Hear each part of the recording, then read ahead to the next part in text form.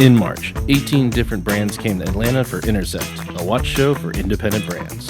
The Watch Society was fortunate enough to take part and interview some of the company founders and representatives. Here is our interview with Erlend from AnOrdain. So let's get into it.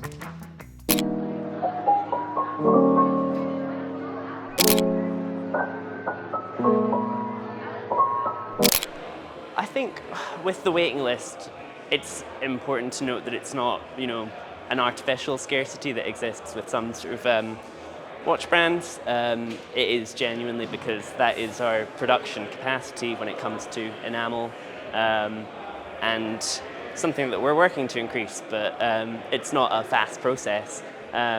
With the waiting list, we just wanted to make it like as fair as possible to all. So if you're putting people ahead of others because they've got more money lining their pockets, it doesn't, it's not really the ethos that we want to foster. So it's the reason that our waiting list is first come, first served. Initially just one watch per person, but when reopening the list, we've sort of made that rule more relaxed, so people are able to buy 2, 3 build slots or reserve build slots.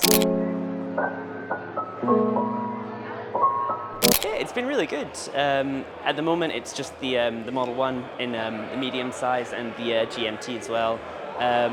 Reaction's been really positive. It's this funny thing where it's not enamel and it's not made in-house, so for some people it's not hitting everything, but I think that it offers a really good alternative with greater availability, and shows off those design aspects like the typography, the hands, and allows those things to shine. And again, still made in Scotland, or assembled in Scotland with our watchmakers. Working on making maybe more non-enamel things down the line. I think we had a typographer possibly before we had an enameler. We were certainly working on type design before we had working dials, so it's incredibly important. It started out, it was Lewis, who's the founder of AnOrdain, Imogen, our typographer. She's now the creative director of Pollen as well. And Adam was our first enameler, and he spent a long time figuring things out before we figured having maybe 2 people on the job would make it slightly easier, and 2 heads knocking together finally had some success. But yeah, typography has been a massive influence on the direction of the brand.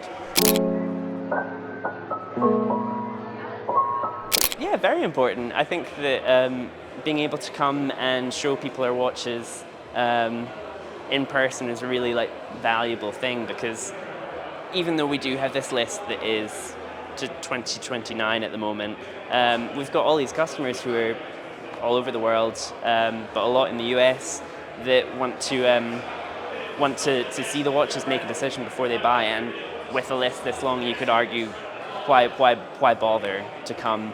But I think that would be a dangerous way to sort of, it would almost feel like turning your back on a community that have really embraced you, to say, we've got this waiting list, it's no longer essential that we come. So yeah, it's really important having this sort of face-to-face with the community, with our customers, and just people that aren't customers and are new to the brand as well.